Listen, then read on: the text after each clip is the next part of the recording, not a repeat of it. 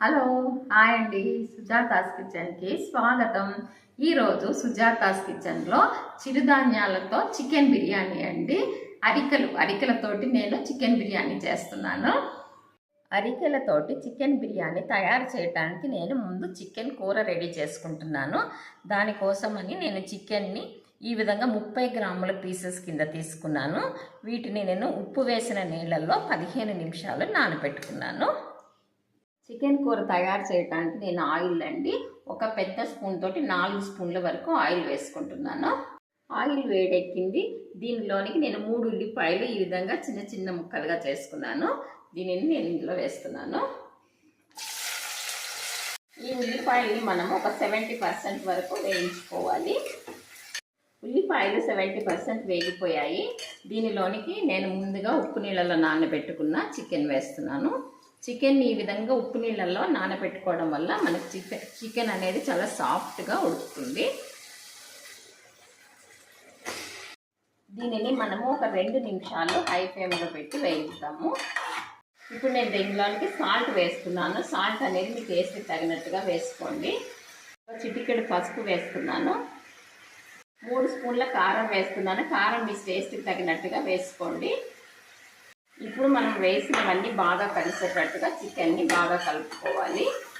దీనిని మనము ఒక 5 నిమిషాలు హై ఫ్లేమ్లోనే ఉంచి వేయించుకోవాలి. ఈ విధంగా 5 నిమిషాలు హై ఫ్లేమ్లో వేయించుకోవడం వల్ల ఈ ఉప్పు కారం అనేది ముక్కలకి బాగా పడుతుంది. ఇప్పుడు దీనిలో నేను ఒక చిన్న స్పూన్ తోటి అల్లం వెల్లుల్లి పేస్ట్ వేస్తున్నాను. అల్లం వెల్లుల్లి పేస్ట్ వేసి 2 నిమిషాలు వేయించాను. ఇప్పుడు మనం స్టవ్ని సిమ్లో పెట్టుకొని దాని మీద ఒక మూత పెట్టుకోవాలి. ఇప్పుడు చికెన్ కూరలోకి మసాలా రెడీ చేసుకుందాము. దానికోసమని నేను ఒక చిన్న స్పూన్ తోటి 3 స్పూన్ల గసగసాలు వేస్తున్నాను. అదే స్పూన్ తోటి 4 స్పూన్ల ధనియాల పొడి వేస్తున్నాను. చిన్న దాల్చిన చెక్క ముక్క వేస్తున్నాను. ఒక 6 లవంగాలు వేస్తున్నాను. వీటిని అన్నిటినీ మనము మెత్తటి పేస్ట్ లాగా తయారు చేసుకోవాలి. మనం రెడీ చేసుకున్న మసాలాని నేను దీంట్లో వేసేస్తున్నాను. దీనిని మనము మసాలా వాసన పోయే వరకు వేయించుకోవాలి. చికెన్ బాగా వేగింది, మసాలా వాసన పోయిందండి. ఇప్పుడు స్టవ్ ఆఫ్ చేసేస్తున్నాను. ఈ విధంగా కూర రెడీ అయిన తర్వాత మనము ఈ చికెన్ పీసెస్ని మట్టు సపరేట్గా పెట్టుకోవాలి.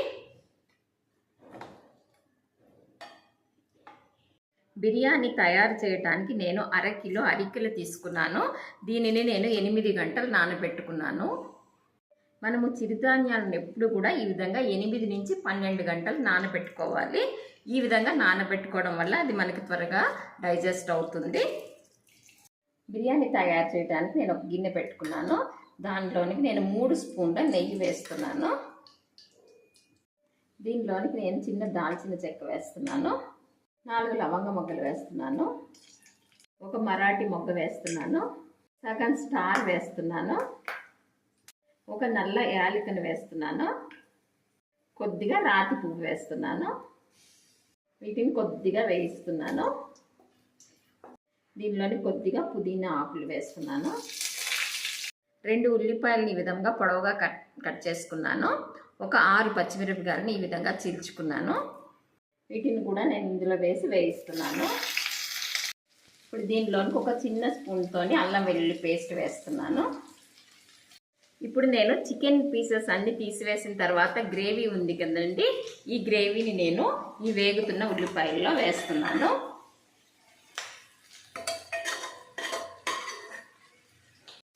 దీనిని మనం ఒక 5 నిమిషాలు వేయించుకోవాలి. నేను అరికెలు కొలవడానికి ఈ గ్లాస్ కొలత తీసుకున్నానండి. మనము ఏ గ్లాస్ తోటి అయితే అరికెలు వేస్తామో అదే గ్లాసు తోటి 2 నీళ్లు పోసుకోవాలండి. ఈ బిర్యానీలోకి నేను కొబ్బరి పాలు కూడా వేస్తున్నాను. ఈ ఒక అర కొబ్బరి చిప్పని ఈ విధంగా పాలు తీసి పెట్టుకున్నానండి. దీనిని నేను ముందుగా కొలుచుకుంటున్నాను. ఇవి 1 గ్లాస్ ఉన్నాయి. ఇవి నేను ఇందులో వేసేస్తున్నాను. ఇంకొక గ్లాసుకి మనం నీళ్లు పోసుకోవాలి. ఇప్పుడు దీనిలోనికి సాల్ట్ వేస్తున్నాను. సాల్ట్ అనేది మీ టేస్ట్కి తగినట్టుగా వేసుకోండి. కేసరి మరుగుతుంది. నేను దీనిలోనికి ముందుగా నానబెట్టుకున్న అరికెలను వేస్తున్నాను. ఈ విధంగా వేసిన తర్వాత అరికెలను 5 నుంచి ఒక 6 నిమిషాలు హై ఫ్లేమ్లోనే ఉంచి ఉడికించుకోవాలి. ఇప్పుడు నేను స్టవ్ని సిమ్లో పెట్టి దీనిని కొద్దిసేపు మూత పెట్టి ఉడికిస్తున్నాను. ఇప్పుడు బిర్యానీ ఎంతవరకు ఉడికిందో మూత తీసి చూద్దాము.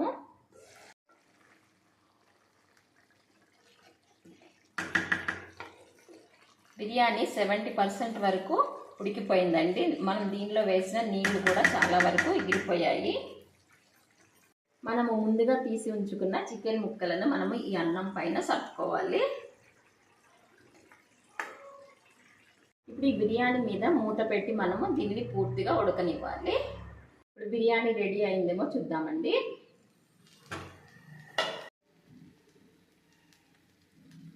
చూసారా, బిర్యానీ పూర్తిగా ఉడికిపోయింది. స్టవ్ ఆఫ్ చేసేస్తున్నాను. దీన్ని డిష్ అవుట్ చేస్తున్నాను.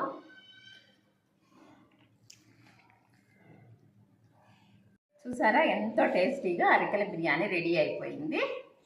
ఈ అరికెలలో మనము కొబ్బరి పాలు కూడా వేసి ఈ బిర్యానీని తయారు చేయటం వల్ల ఇది ఆరోగ్యానికి చాలా మంచిదండి. దీనిని మీరు కూడా తయారు చేయండి, రుచి చూడండి. ఇంతవరకు నా ఛానల్ని సబ్స్క్రైబ్ చేసుకున్నట్లయితే నా ఛానల్ని సబ్స్క్రైబ్ చేసుకోండి, నా ఛానల్ని లైక్ చేయండి. Thank you.